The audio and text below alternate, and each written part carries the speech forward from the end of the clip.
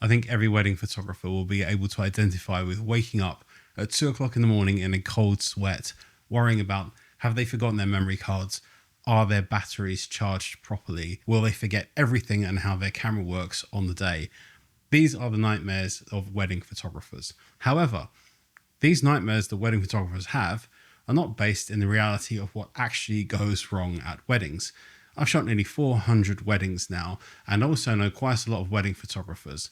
And speaking to them over the years and things that have gone wrong for me as well at weddings, I kind of have a good idea and understanding of the stuff that is actually likely to happen. The stuff that you should actually be scared of, but luckily you can prepare for most of it. So in this video, that's what we're going to be talking about. And by the end of the video, you'll have a good understanding of the things that can more likely go wrong at weddings and what you can do to plan in advance to avoid those things from happening. Now, whilst I said in the introduction there that most of the problems that happen at weddings are not gear related, it would be foolish of me and perhaps unprofessional if I didn't mention that things like that can go wrong.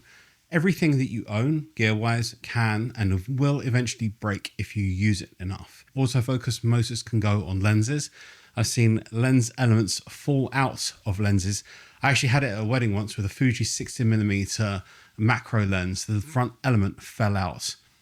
These things happen. Memory cards can fail. I've had 2 fail, not at weddings, thankfully, but they can fail. They were SanDisk Extreme Pro, bought from an actual proper shop, and a top-end Lexar card, don't know what it's called. Cameras break. I've had cameras die at weddings. I've had them die just before the ceremony. I've had lens autofocus die as the ceremony was about to begin, as the bride just got to the end of the aisle. Nightmare situations, but if you've got backup gear, these things are not too big of a problem. As long as that stuff's on you and you know how to use it, you can get around all of that stuff. So gear problems do happen.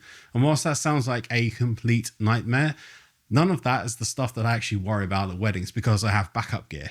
So that takes care of all of those problems. Situations that I've been in at weddings that have got me to the point where I felt that feeling in my stomach where I'm not sure if we're going to be able to recover from this and be able to complete the wedding properly, have mostly been to do with transportation and the planning stages of an actual wedding. You can get around most of these things if you prepare properly. So let me give you some examples of things that have actually happened to me. I was driving to a wedding which was about 40 minutes away from my home. Now, on the way to that wedding, I had to go onto a road which is a dual carriageway.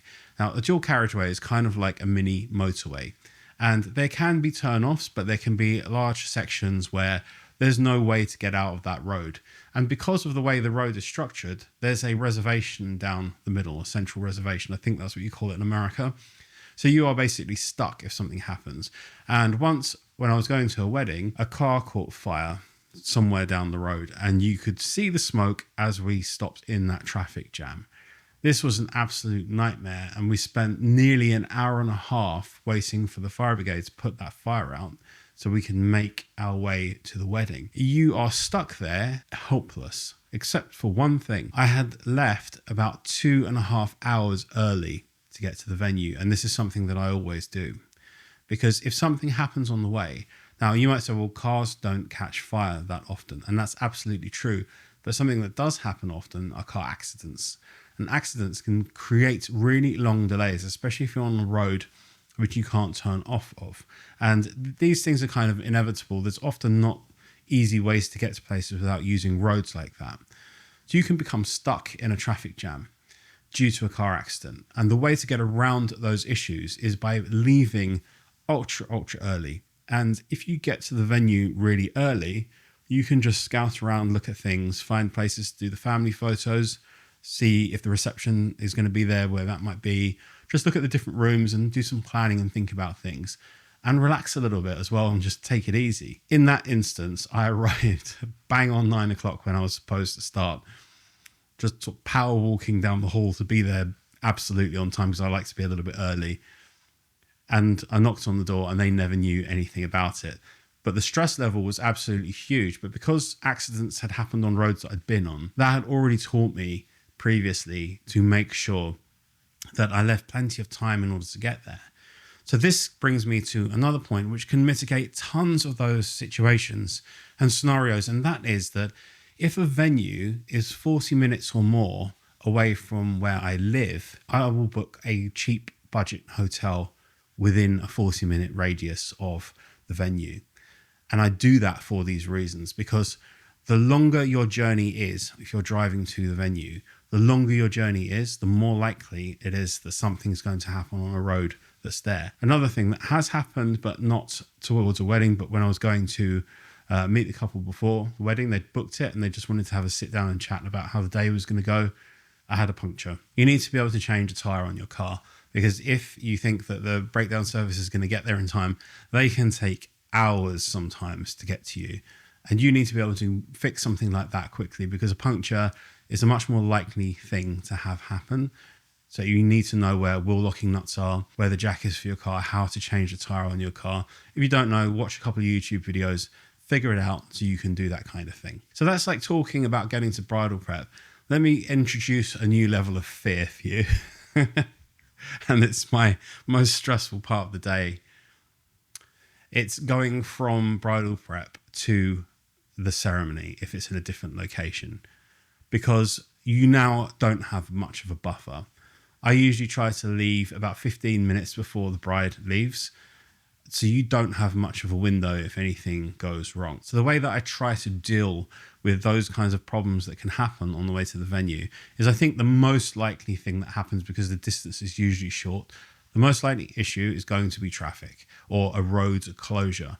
These things have happened to me, and they have happened often. So when I'm planning before the wedding, I will look at where bridal prep is, I will look at where the ceremony is going to be, and I will plan out 3 different routes. And I'll look at that on a map. It's not good enough to just sort of think that your sat nav will help you and fix it all for you, because you won't be aware of the overall situation of where you are and what that's like, because you're usually in an unfamiliar town or something. So I will plan out 3 different routes, and I'll look at the map and have a rough idea of that in my head so I understand it. Then you think, okay, I'm going to drive back to where I came from and then go off down that other road. And then it's so much easier because you know that that route's going to take you there. So you just go back to where you came from and then you go off in the other direction, and problem solved. And so since then, that's what I've done. It's still nerve-wracking and it still causes anxiety and worry. The other thing that has happened to me has only happened to me once, but it's happened to other photographers as well. And the reason it's only happened to me once, because once it happened once, I made sure that this didn't happen again, even though I thought I was doing the right thing to make sure that this wasn't going to be an issue, because I was aware of it already, and it still got me. And this is when the couple change the ceremony venue. So what I do is before them, in the last week before the actual wedding, I get them to confirm all of the details. This is a good practice for you guys, right? You should do this. Confirm all of those details. Confirm everything that's in the contract of all the venues and the timings of things, so that if they have changed anything, they can look at that and say, right, that bit's changed, we forgot to tell you. I did that with my couple, and the bride messaged me back and said, yeah, that's fine. This is literally days before the wedding, and she hadn't read it. She had changed the church. And what happened for me on the day was, I got to the church from bridal prep with very little time, realized that it was wrong, tried to phone, everyone's turned their phones off because they're going to the ceremony, they turned their phones off early. I had 2 phone numbers, couldn't get through to anyone. Right. The only thing I can do is look on Google Maps, find other churches that are within that radius, and go to the nearest one first and hope that that's what they've chosen, because they're likely to pick something close by. I drove to that church and it turned out to be the correct one. Bearing in mind, you don't know that it's the right one until you get out of the car and go into the church and see if you can recognize the groom. That is an absolute nightmare, and it's the most worried and nervous I've been at the wedding. And the way that I get around that now is that I do the same thing where I get them to check and make sure that these things are correct. Then when we're in the bridal prep, I'll get the bride to confirm the name of the church. So I'll say, it's this church, isn't it? Just to make sure. And it's never been a problem ever again. So it was a one-off for me, but it has happened to other people. And I've also I've been at weddings a few times where photographers have turned up and videographers have turned up, and they're at the wrong wedding. They're supposed to be somewhere else, and they've on that day, and they've just got the venue mixed up, and they've turned up. So because I've seen that happen numerous times, check yourselves as well, yeah, to make sure that you're getting it right, that you are going to the correct place. Take printouts of everything on the day so you've got all this information, and make sure you're looking at the right couple for the right date and you don't get this wrong. The worst I saw was a videographer at a wedding that I did in Hertfordshire, and the poor guy, I mean, when I told him he was at the wrong venue, but no one knew. So imagine this was you. This probably wouldn't happen as a photographer so easily that you would take this long to realize, but just imagine that you shoot half the day and you get all the way up to past the ceremony and up to the beginning of the speeches, or the meal, the wedding breakfast. And then people are like, the bride is saying, oh, to the groom, great that you hired a videographer. And the groom's like, I didn't hire one. And I'm hearing that conversation. And then they're looking at each other, and then they're looking at me and asking me, is he with you? And I'm like, no, let me go and have a word with him. And then when I had a word with him, his face was just, yeah, I mean, he knew he was supposed to be at another wedding and he was filming the wrong wedding, and everyone just assumed he was supposed to be there. Wow. I can't imagine what that was like for him, and I felt very sorry for him. But it shows you that these are the things that go wrong. It's all around the planning, and you have to assume that anything can go wrong, because at some point in your wedding photography career, there's a reasonable chance that it will. What is your worst nightmare for a wedding?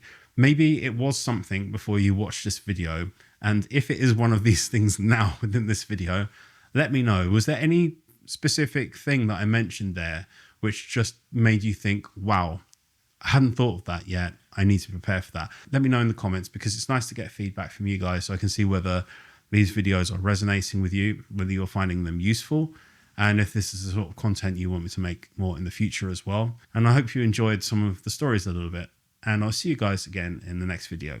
Take care. Bye bye.